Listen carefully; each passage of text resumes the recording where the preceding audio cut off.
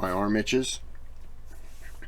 This is request Battle of Solferino, 1859. Napoleon.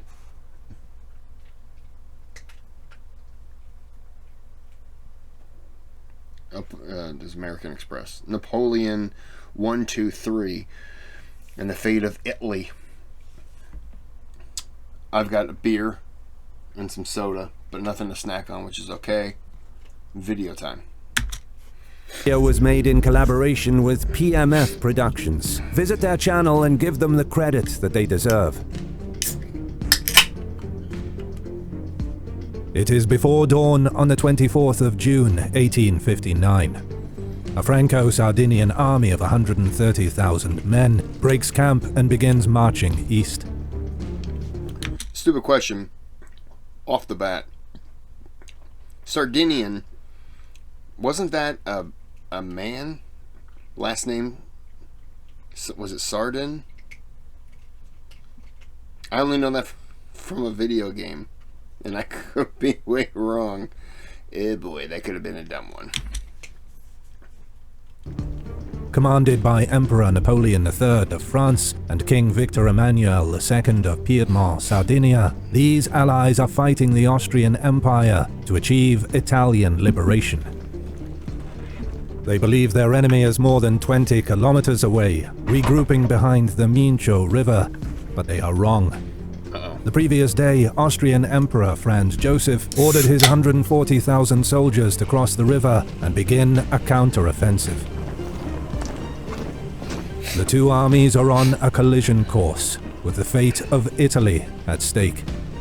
The largest and bloodiest European battle in nearly half a century is about to begin. This video is sponsored by History Hit, the best resource for anyone who wants to learn about the past. Enjoy hundreds of exclusive history documentaries about events. Countless generations, Italy has been divided by internal strife and dominated by foreign powers. At the turn of the 19th century, however, the armies of Napoleon Bonaparte swept away the Austrian occupiers and unified the people of Italy for the first time since the fall of Rome. Although the collapse of the French Empire in 1814 resulted in the restoration of the old order, the desire for liberation was never fully extinguished. In the decades that followed, Italian nationalists struggled to free their lands from Austrian rule. As revolutions erupted across Europe in March of 1848, a new opportunity arose. When a popular uprising broke out in neighboring Lombardy, Piedmont, Sardinia, the most powerful of the Italian states, moved to support its brothers. Early successes and a swell of Italian national pride gave hope to the insurgents. But within 3 months, the uprisings were crushed by an Austrian army under the formidable Marshal Radetzky. In the wake of this defeat, King Charles Albert of Sardinia was forced to abdicate in favor of his ambitious son, Victor Emmanuel II. The new king, supported by his determined prime minister, Count Cavour, recognized that if Sardinia ever hoped to challenge Austria's powerful army, a strong ally would be needed. So in 1855, Victor Emmanuel elected to join France in the Crimean War, hoping to ingratiate himself with its new emperor, Louis Napoleon Bonaparte, nephew of the great Napoleon. By coincidence, Napoleon III had also fought on behalf of Italian liberation as a young exile, when he and his older brother were living in Rome. The subsequent death of his brother, while escaping a failed uprising, reinforced a long-standing desire to aid Italian independence. During the tumultuous year of 1848, Louis Napoleon returned to France in the aftermath of King Louis Philippe's overthrow. On the strength of his famous name and natural charm, he was elected president and became Emperor of France 4 years later. Eager to support the Italians in their struggle against Austria and to expand his influence, Napoleon promised to fight with Sardinia if war broke out. But to ensure public support, it was important for the two allies not to appear as aggressors, so they sought to provoke Austria into making the first hostile move. In late April 1859, they succeeded. Emperor Franz Joseph overreacted to an unprompted Sardinian mobilization by issuing a draconian ultimatum to demobilize and authorizing his army to move into Piedmont. To his utter dismay, France promptly declared its support for Sardinia. War has begun. Europe fought some stupid wars, didn't they? No offense. I mean, come on. Yes, I know I'm an American, and I have no right to talk about stupid wars. I get it. At the outbreak of hostilities, the French armies were scattered and stationed far from Piedmont. This left a window of opportunity in which Austria could have overwhelmed the greatly outnumbered Sardinian army if they acted quickly. On the 29th of April, Franz Joseph ordered Field Marshal July to do just that. But the Marshal was cautious and indecisive. He advanced sluggishly over the next 10 days, squandering this brief window of opportunity. By the time July committed to a full-scale offensive towards Sardinia's capital, the French army had already arrived. Unwilling to confront this combined force, July retreated across the Po, where he began setting up a defensive line.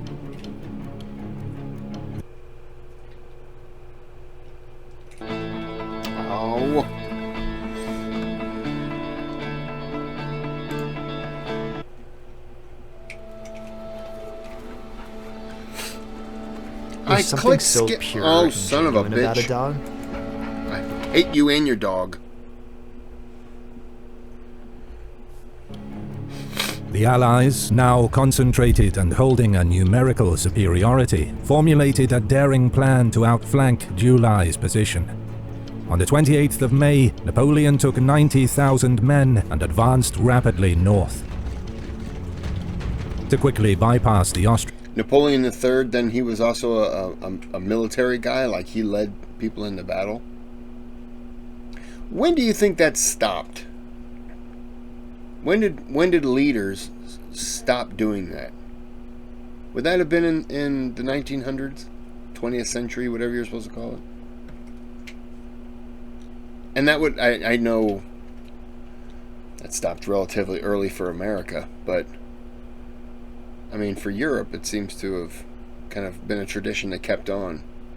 I guess, you know, the leader is, the commander-in-chief is going to be in the front line.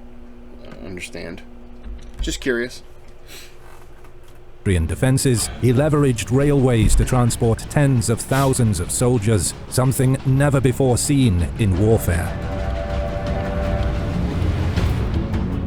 Plagued by confusion and indecision, July hesitated in the face of this Allied advance. On June 2nd, he finally ordered a retreat behind the Ticino River to counter the approaching enemy. But his hope of slowing the Allies was shattered when an Austrian commander mistakenly abandoned a vital fortress that guarded a key river crossing. Seizing the opportunity, French forces raced across the deserted bridge and attacked the Austrians, entrenched in the town of Magenta. After many hours of hard fighting, French soldiers drove the defenders from their forward positions and then charged into the town itself. The Austrians resisted bravely, but eventually gave way, losing over 10,000 men, twice that of the French. As an unnerved July began yet another retreat, the Allied armies entered Milan in triumph, to the cheering of enthusiastic crowds. However, intoxicated by success, the Allies failed to pursue the Austrians, who pulled back unharassed. When the Franco-Sardinian army was finally ready to resume, no one at headquarters was sure of the enemy's whereabouts. I just want to say, I don't know if I've ever listened to this channel before, but I love this narrator. Something about being done in a deep British voice just seems like I could be told bad news and it would be okay. I think that'd be acceptable. just very good voice. Although they lacked definitive information, the Allies believed that July was likely regrouping in the Quadrilateral, an area containing 4 powerful fortresses that would provide him with a strong defensive advantage. In spite of the risk, Napoleon ordered his men towards the region, hoping to deal a decisive blow. Indeed, the Austrians have retreated to the Quadrilateral, where a humiliated General July was summarily dismissed. Emperor Franz Joseph himself took command, and after briefly resting and reorganizing the army, ordered a surprise offensive. Why does Franz Joseph sound so familiar? Was Franz Joseph the guy who got killed in World War I? Am I wrong? Or no? Was he the Austrian leader? No. Why do I know his name? Okay. Sorry. Believing that the French are strung out crossing the Chiese River 30 kilometers away, he planned to pin them down with a frontal assault and outflank them from the south before they could concentrate. But the French were far closer than Franz Joseph and his advisors suspected. Incredibly, both sides have neglected to perform even minimal reconnaissance, resulting in the two armies being separated by only a few kilometers and oblivious to each other as darkness fell on the 23rd.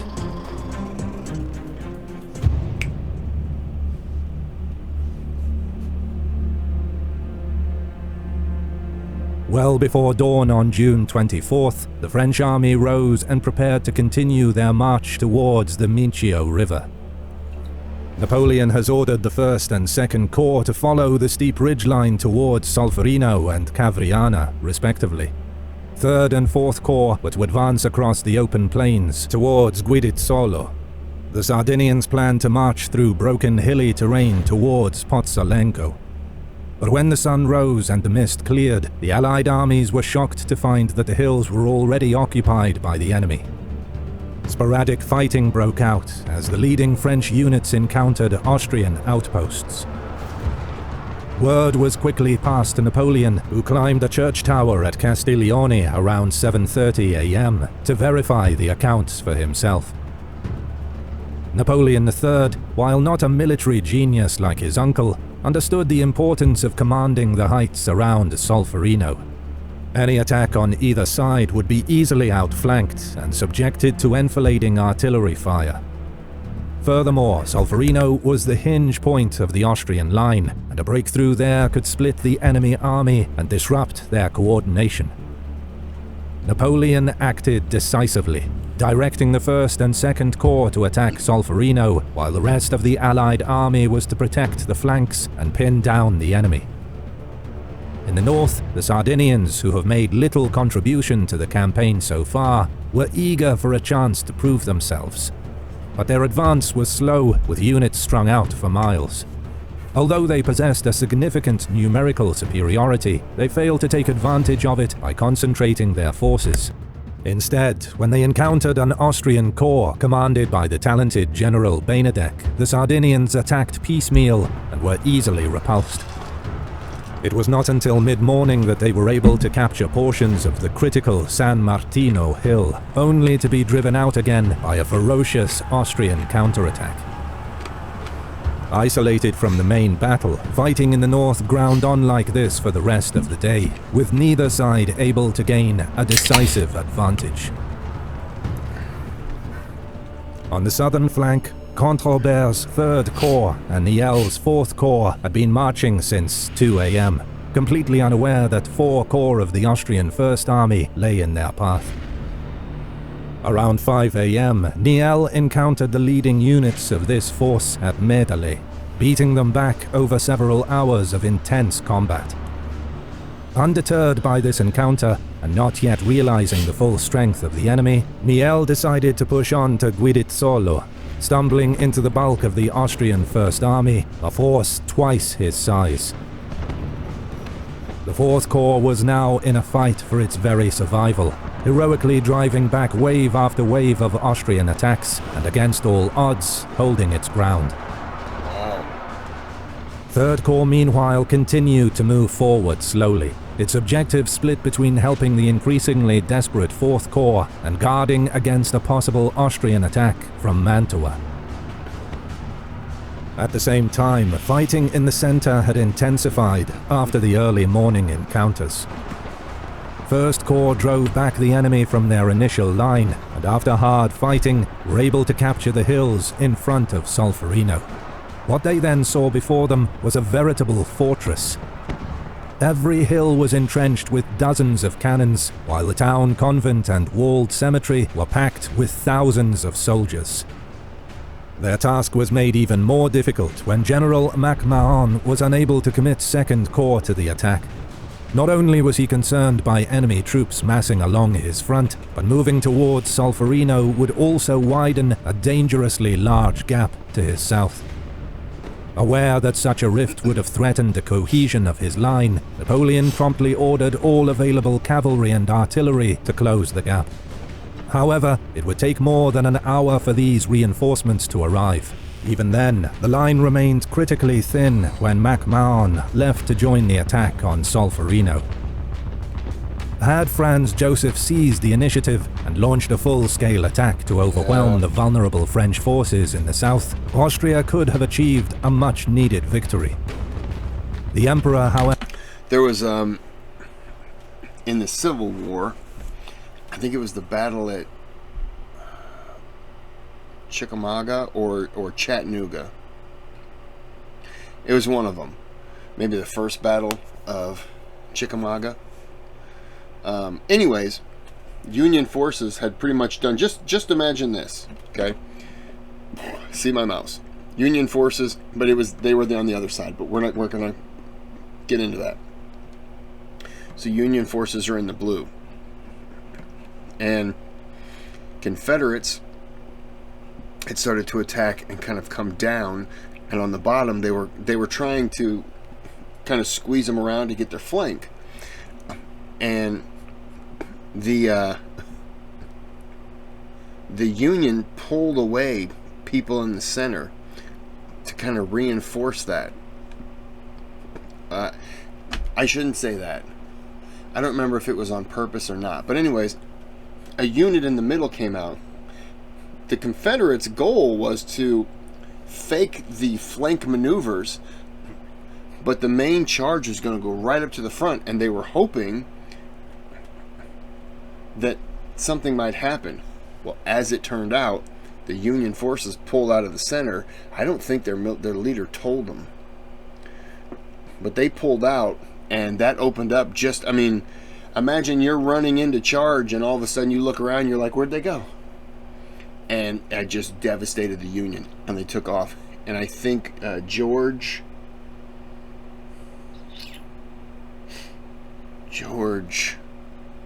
man, I can't remember his name.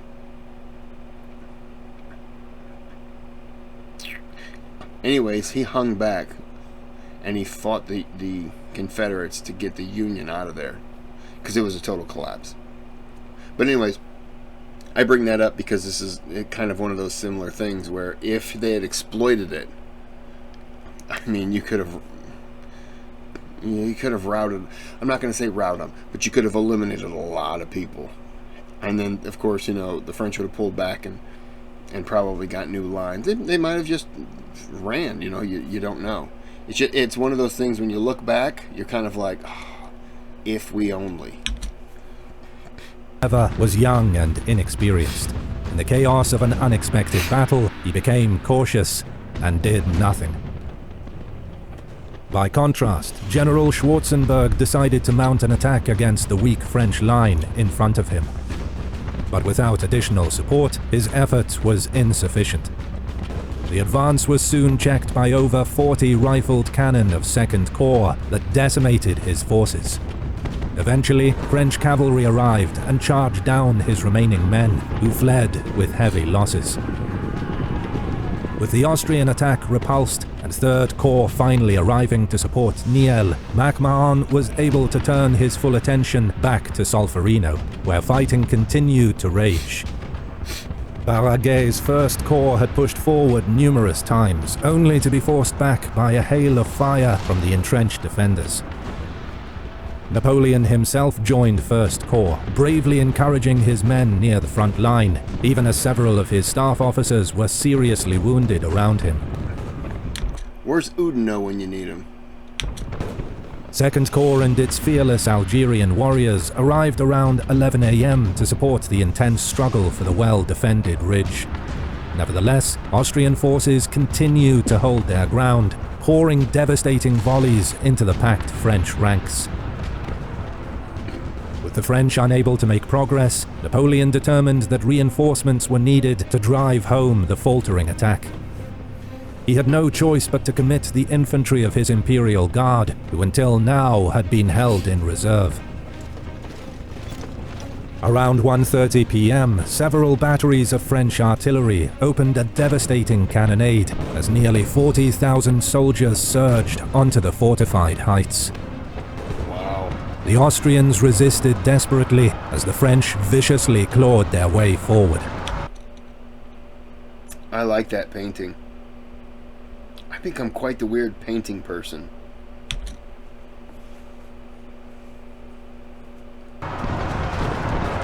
In the face of this unrelenting onslaught, the defenders buckled and began to retreat. Finally, the convent, cemetery and village of Solferino fell into French hands. Around the same time, MacMahon's 2 divisions overran San Cassiano and Monte Fontana, solidifying control of the hard-won heights. With the Austrian centre on the verge of collapse, Franz Joseph resolved to organize a final counterstrike in the hope of salvaging the battle. He ordered forward Field Marshal Wimpfen's entire First Army in a monumental effort to break through to Castiglione.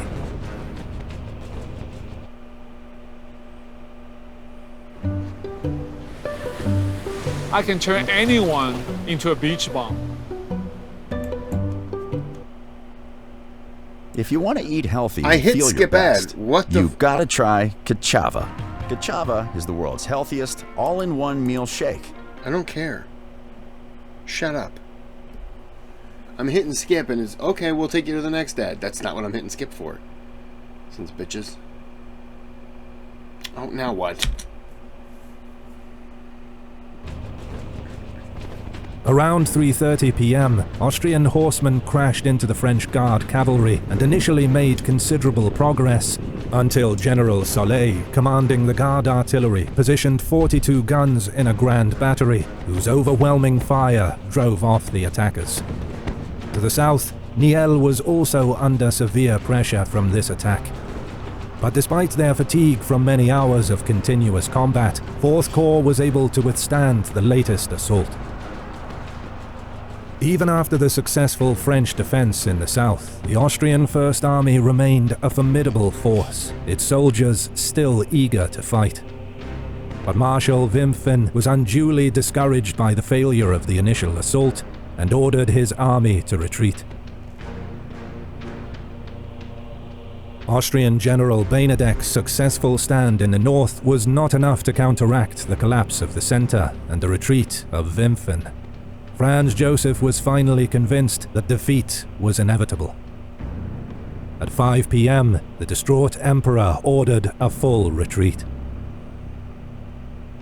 As the beaten Austrians were pulling back, a violent storm rolled over the battlefield, unleashing a torrent of rain. Soldiers on both sides were drenched and exhausted after 12 hours of combat in the blistering heat.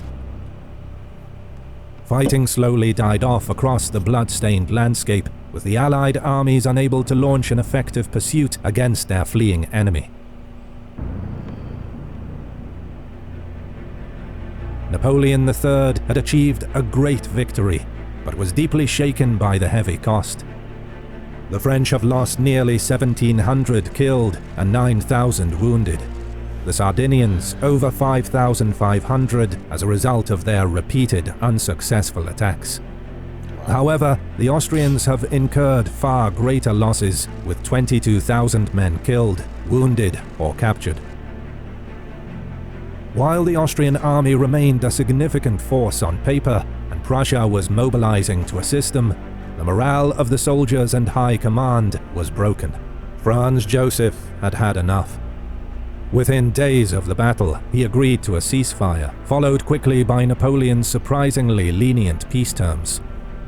Lombardy was awarded to France, who then ceded it to Piedmont, Sardinia. France, in turn, was granted Nice and Savoy. Austria temporarily retained control of the Venetian provinces, but its domination of the region was over. Within a year of the Battle of Solferino, most of Italy was annexed to Victor Emmanuel's kingdom. On March 17, 1861, the Kingdom of Italy was officially proclaimed. Napoleon III had achieved his greatest military success and accomplished his long-standing desire to see an independent Italy. Ironically, his weakening of Austria as a result of this victory would ultimately allow Prussia to rise as the greatest power in Europe, leading to his own downfall in 1870 during the disastrous Franco-Prussian War.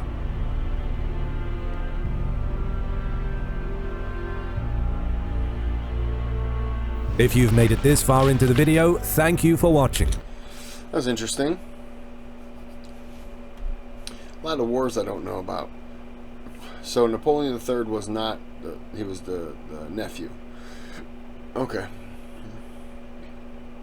Just figured it was the son.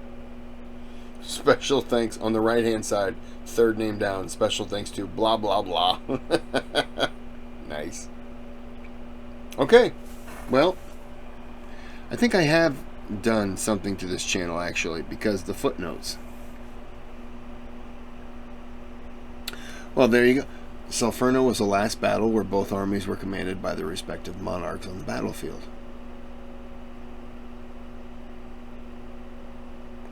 Huh. Okay. Interesting. So the footnote actually answered a question for me. Okay. Well, this is good. This will probably be put up tomorrow, which will be Thursday, the 25th. It is right now 7 p.m. on the 24th. So, until this is posted, have a good day, have a good night.